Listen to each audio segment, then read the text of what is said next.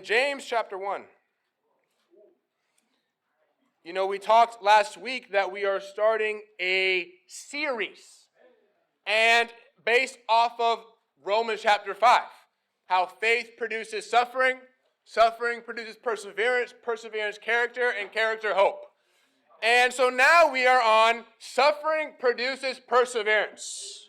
That is our title for today. And in James chapter 1, the Bible reads, "Consider it pure joy, my brothers and sisters, whenever you face trials of many kinds, because you know that the testing of your faith produces perseverance. Let perseverance finish its work, so that you may be mature and complete, not lacking anything." The Bible says something very clear here. Your faith will be tested. It is a given. That whether you're a disciple or not, the moment your faith is trying to work its way towards maturity, God will test it to see if it is true. And what God is doing with this test is He is separating the emotional from the devotional. Those who will worship God whenever it feels right, and those who will worship God because it is right. That is the test. And I find some people who go by their feelings, worship God according to their emotions, is they draw their hearts back when they say, that doesn't quite sound right to me. And I don't really like the way that sounds. I'm not used to that. That doesn't make me feel good about myself, so I'm going to distance myself from you. And some people choose to follow God that way, based off of how they feel in that moment. Or there are those, as Kyle talked about, who make a vow to God, whether it's for rich or for poor, for better or for worse, whether it's a rainy day, whether there's sunshine, whether you have all that is given to you or all is lost, you will worship God the same, based off your commitments. Because when you said Jesus is Lord, you said, nothing will keep me from loving you, God. Nothing at all. 1 John chapter 3, in verse 18, the Bible reads, "Dear children, let us not love with words or speech, but in actions and in truth." You decided to love God, not with words or speech, not sounding nice, feeling nice, but what is right. Action and truth. God literally said that when you decide to say Jesus is Lord, He says, put your money where your mouth is. Practice what you preached, what you said on your good confession. Will you live it out? So are you passing the perseverance test right now? Are you persevering through the test? And right now, we should typically all be going through a test. And if you're not, just give it some more time. The test will come. Perseverance in the Greek is a combination of two words. It is the Greek word for to remain and the Greek word for under. Perseverance literally means to remain under. That's literally what it means. To remain under pressure. To remain under discouragement. To remain under loss. To remain under failure. And of course, to remain under suffering. Let's go to Hebrews chapter 12.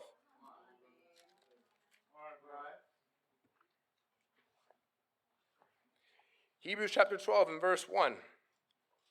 The Bible reads, "Therefore, since we are surrounded by such a great cloud of witnesses, let us throw off everything that hinders and the sin that so easily entangles. And let us run with perseverance the race marked out for us, fixing our eyes on Jesus, the pioneer and perfecter of faith.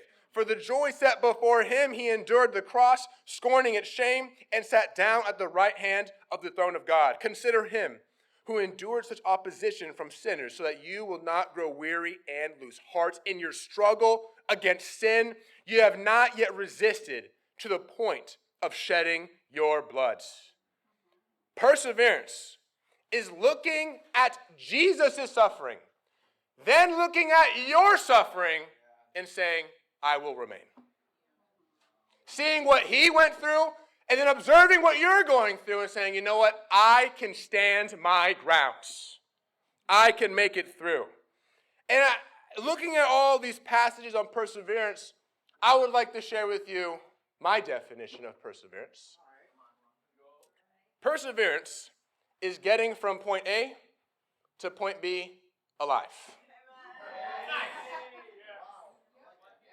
All that happens in between is not as important as reaching the destination.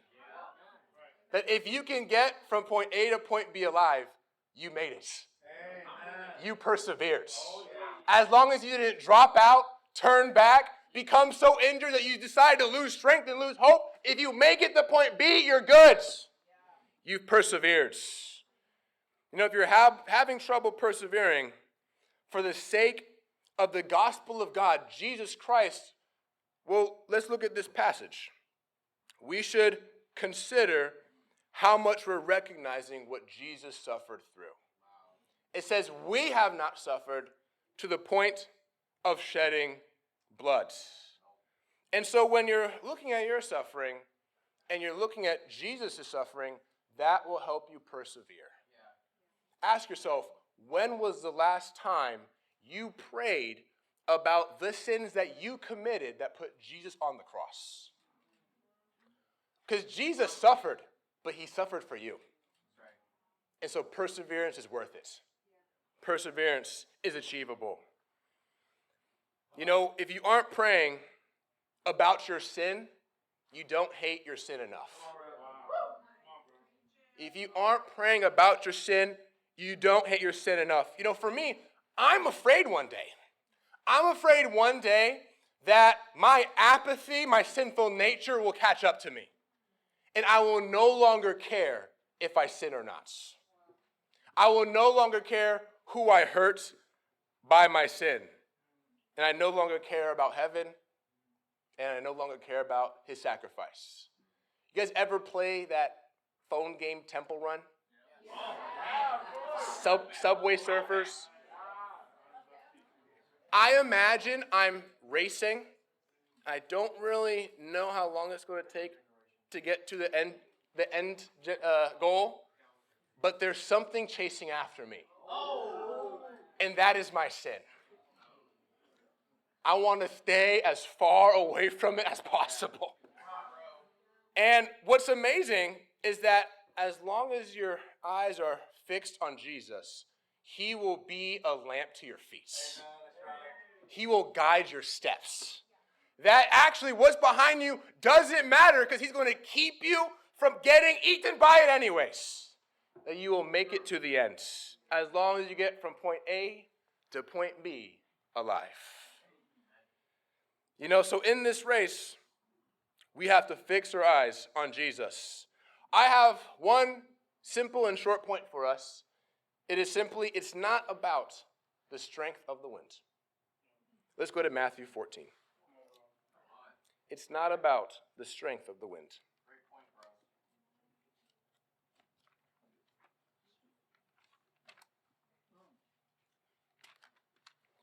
Matthew 14.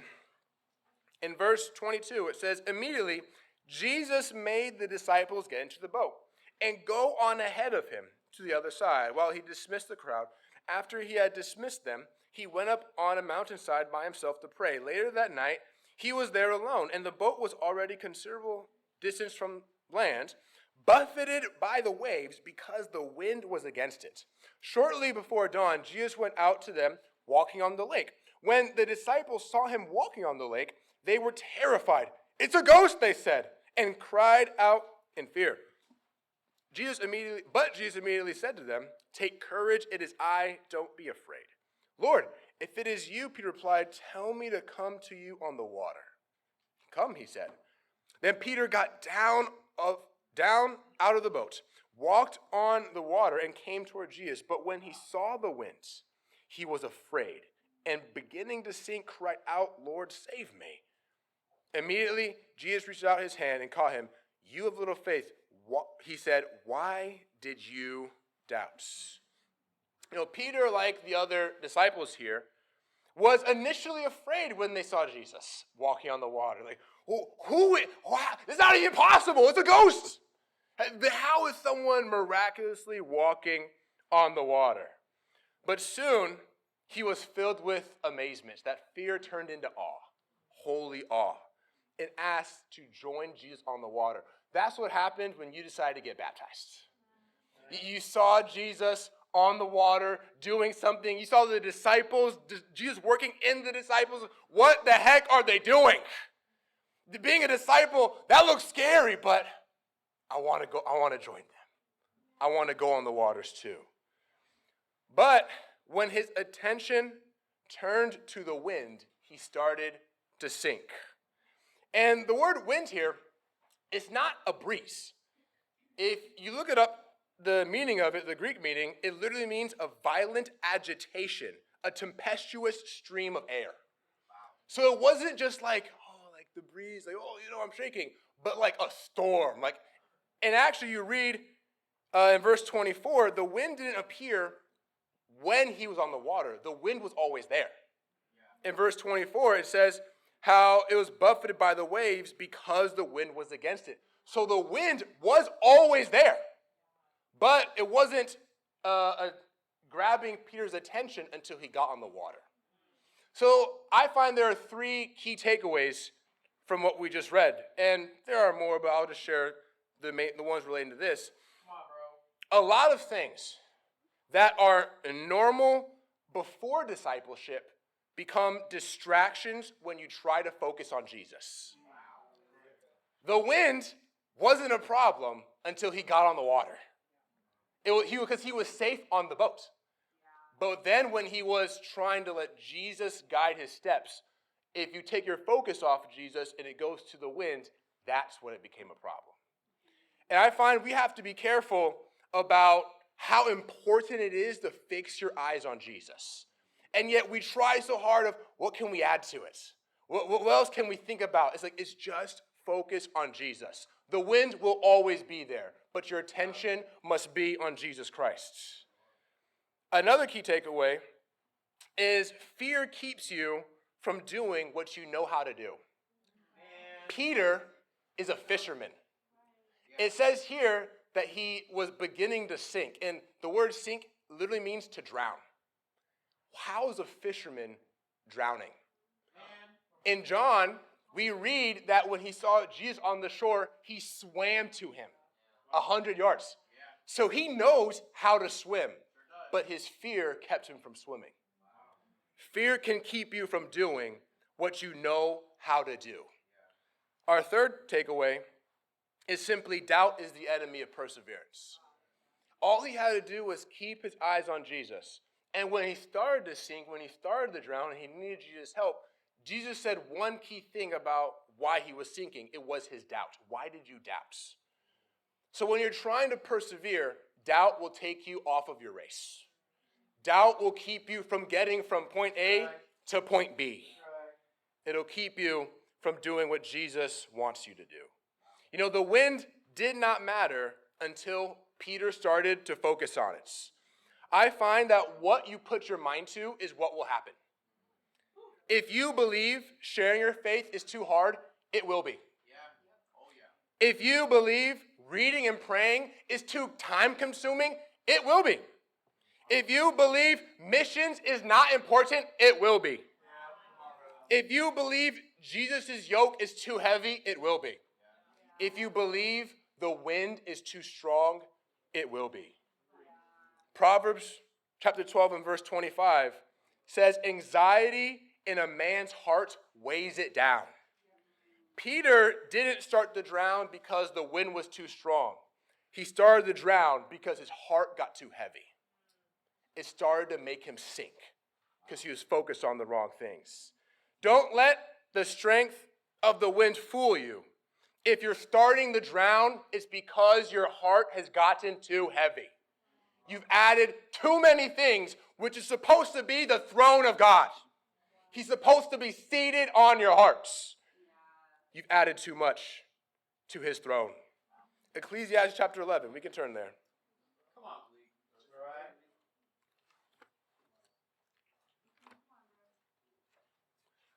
Ecclesiastes chapter 11. It says in verse 7, light is sweet, and it pleases the eyes to see the sun. However many years anyone may live, let them enjoy them all.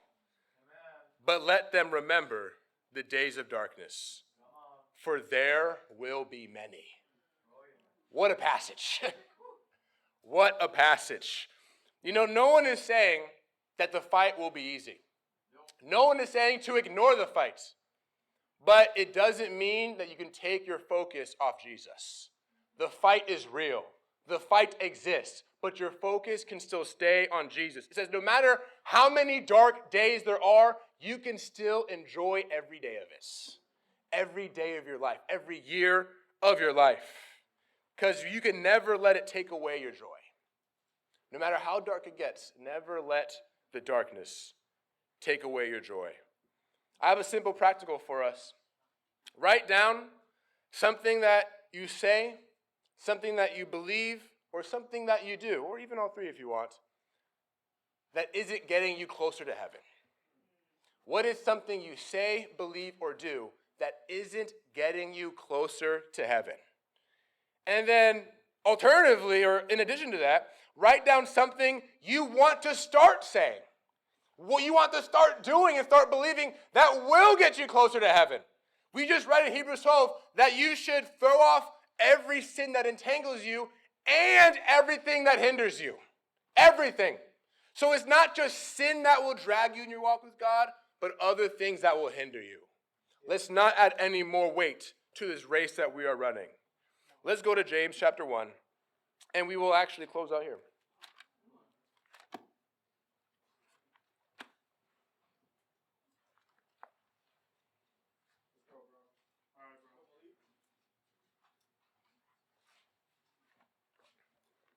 James chapter 1, in verse 12, the Bible reads, blessed is the one who perseveres under trial, because after having stood the test, that person will receive the crown of life that the Lord has promised to those who love him.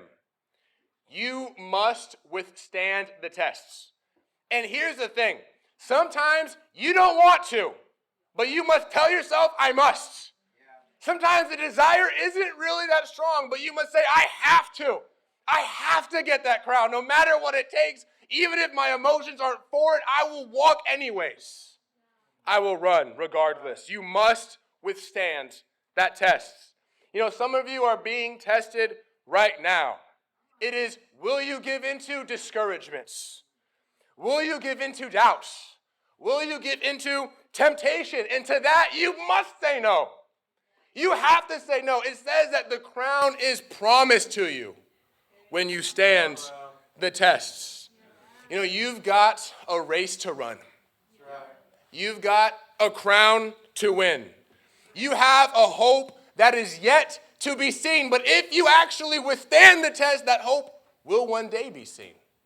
It will be visible to you, and it will be given to you, a crown of glory. You know, God promised you something, and all he's asking you to do is to remain standing.